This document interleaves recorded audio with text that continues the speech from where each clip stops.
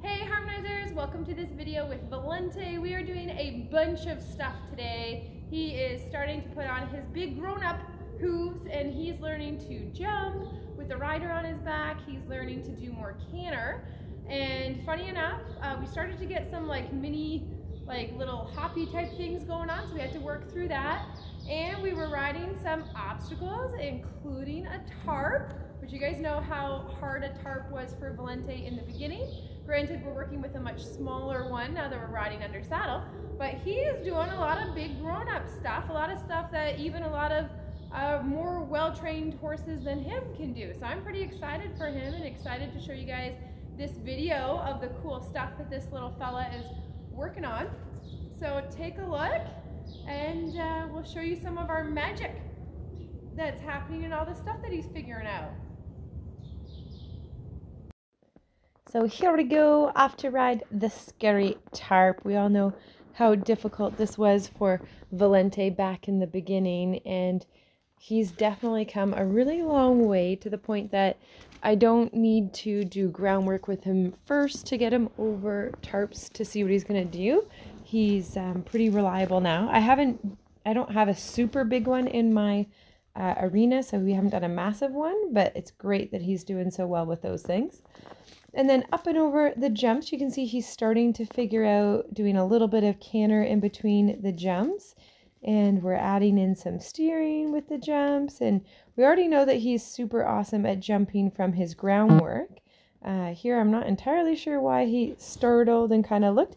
But the nice thing about him is he doesn't do anything nasty. He's willing to try. He's just inexperienced. And these are the reasons why when you're training horses, you need somebody who knows what they're doing, because if in those moments you get too aggressive or if you don't ride through it, then you're going to have a horse that learns to get away with things or make bigger deals out of things that really can be nothing. So all I did was retake the jump there for a second time, and he did it super duper nicely.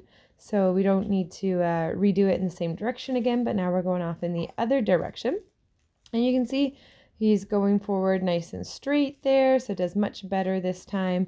And as long as you make, polite corrections, and then I'm rewarding him for doing the right things, then we can expect things are going to get better and better and better as we go along. I apologize for the crazy filming. That's because the person filming me is on their horse themselves, so it's a little tricky. And there are a lot of questions going on about, should we be riding right now because it is during the coronavirus pandemic.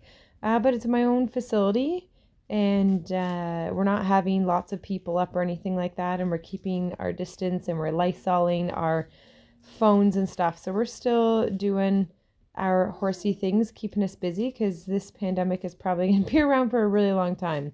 So, and need to get ponies trained and stuff like that. Doing as much as we can from the ground, of course, but then doing a little bit in the saddle as well, because we gotta get happening under saddle. So here we are working on some canter stuff. And so this is different how for the first time he's kind of like kicking up his bum a little bit at me, which is probably him saying like, hey mom, this feels a little bit weird, and could be because my right hip is my tight hip.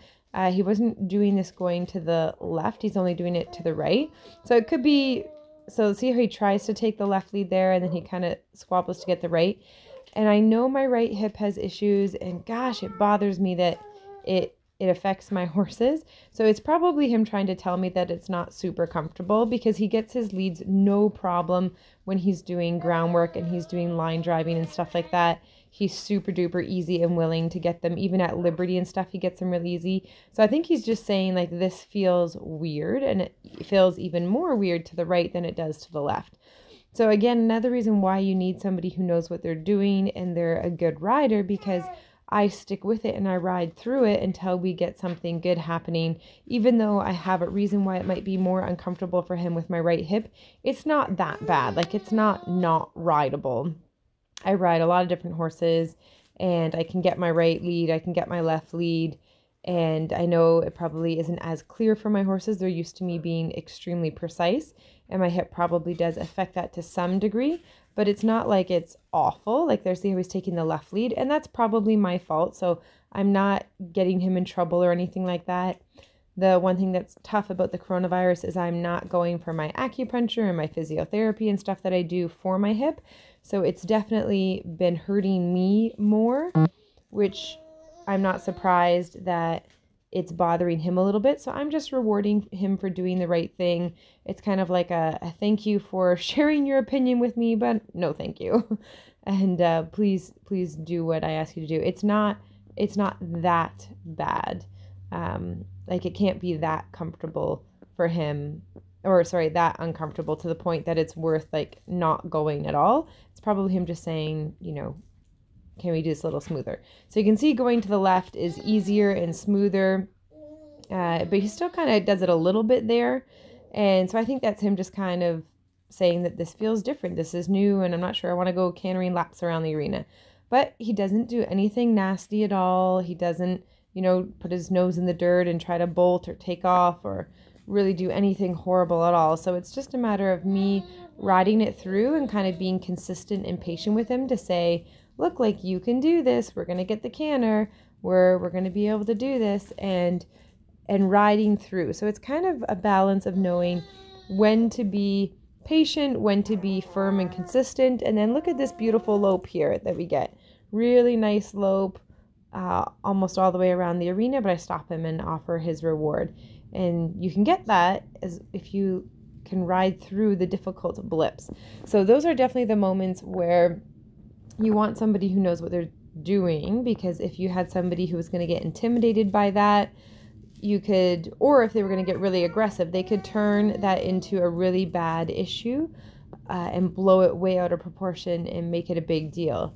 So instead, I just, you know, I'm polite, I ask them to go, I ask them to try, and then look at this lovely lope here. Just beautiful. One end of the arena to the other, correct lead. And he's like, oh, okay, not so bad. Like, we can do that. And that's what we need, is we need to be able to offer polite corrections where a horse doesn't feel threatened and feel like they need to overreact, but at the same time, you don't want to not follow through, because then your horse is going to learn not that they can intimidate you or cause you not to do things. So here's a little look at doing his gait. So there is a pre-part to this of getting him to, when I taught it to him on the ground first the day before, and that full-length video is in the Connection Club. And then this is looking at doing the gait on his back. And there is another part of how I first taught him to do this, how I broke it down into little steps for him to be able to figure out how to do this so nicely and stay so close. And that video is separate and in the Connection Club as well. Probably one of the coolest things about this is that this is our first time doing the gait in a full sequence. And you can see the other person that's riding in the background is doing flag work and causing quite a distraction. And he stays focused on my task. So I'm definitely pretty happy with that. He's doing super duper fantastic. So I offer him a little positive reinforcement there. And we're definitely happy to see him doing so well and figuring out all these buttons and these various things. So here's another little look with a right-handed gait now. So we want to make sure we do things on both sides of our pon-pons. And this is his first time doing it with my right hand. And so I'm just combining the different cue system that we've been working on. And I only do a little bit. Every day I kind of pick a different task that I'm going to work on. Sometimes it's riding, sometimes it's groundwork. And we just focus on a couple little things, and we don't drill him to death. We didn't repeat this, 50 million times or anything like that. We just want to make sure we make some progress and we keep it fun and supportive for the horse. And look at that, the flag going by and he doesn't care. So I'm really, really happy with him. Here's another look going the other way with a left-handed gait. And taking a look here as he comes through nice and smoothly there as he's figuring it all out. Evelyn wants to give her advice in the background there. She's playing with a coaster of all things, because sometimes she get bored of her own toys, so she got to play with adult things.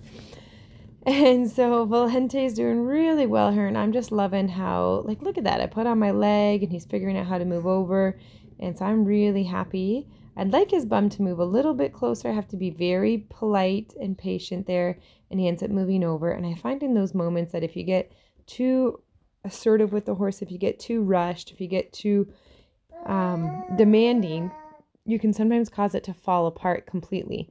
So you want to make sure that you kind of progress slowly and really relaxed. And I let go of the string by accident, totally not his fault whatsoever. So I ride forward to pick that up again, and you can see he's totally good with me coming forward to grab that rope. And so I reward him for that because I want to make sure he knows that he is a super duper little fella, working on all this stuff here and being really patient for me to do all this stuff.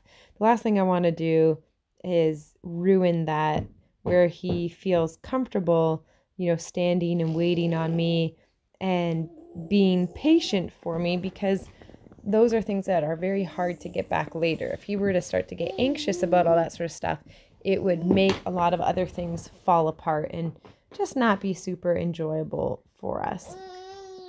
So he is looking super duper fantastic. I don't know why I keep fumbling and dropping the darn rope. So whatever the case may be, we get to practice it again of going forward, grabbing the rope, and going backwards. And I actually put it on the thing that time, and I gotta just move his little booty over. At least I'd like to move his booty over. I end up giving him a cookie because at least he's looking away from it. And I'm trying not to be super duper picky. I'd like for him to have his hip move over just a little, another step. At the same time, it's really not the end of the world. I want him to understand that he can be closer to it, but I don't want to cause him to be stressed out about the whole thing.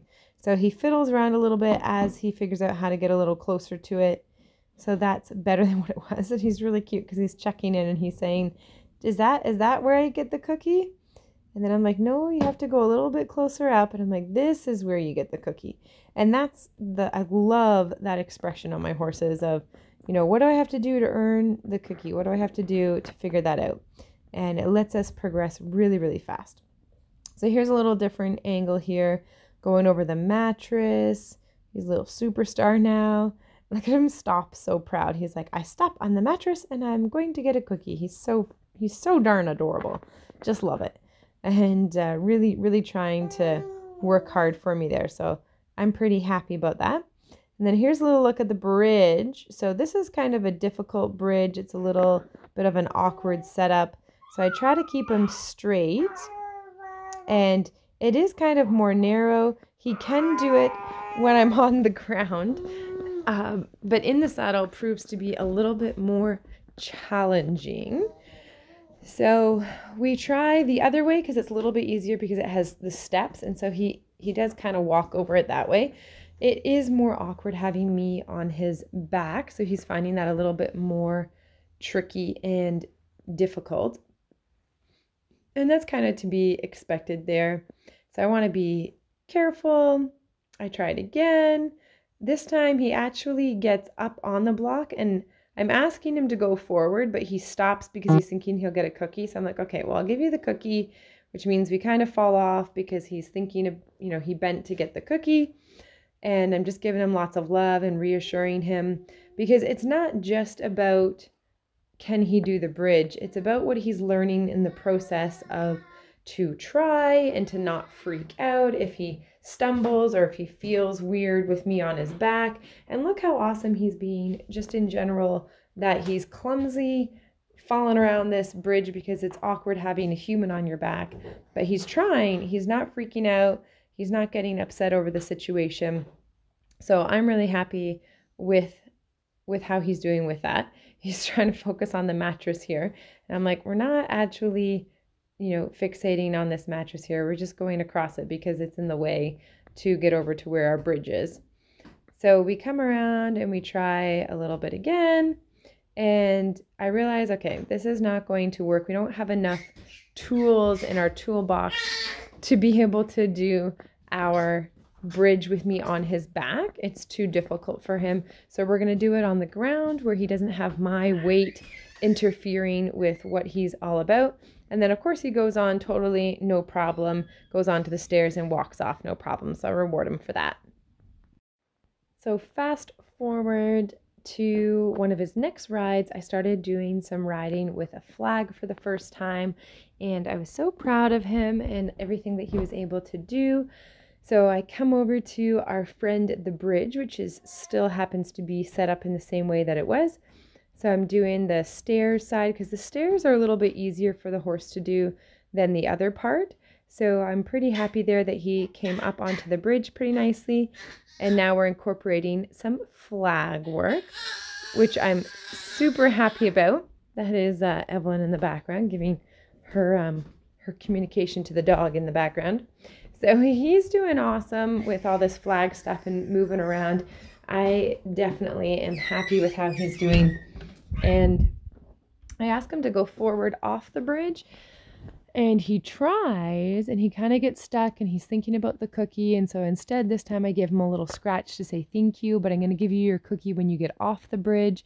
So I ask him to go forward again, and he's a little bit wondering like, hey, where's my cookie? So I'm just, being patient with him, saying, no, we're going to go off. And you can see he kind of goes off the edge. So what I end up doing is I'm going to toss away the flag here in a second. And he doesn't care about me tossing away the flag, so I was pretty happy with that. And when we go to redo this bridge, at first he tries to just stumble off the side because he's kind of was playing around a little bit. So I'm just going to back him up and straighten him up and kind of insist like, no, like we can go straight and we can go forward.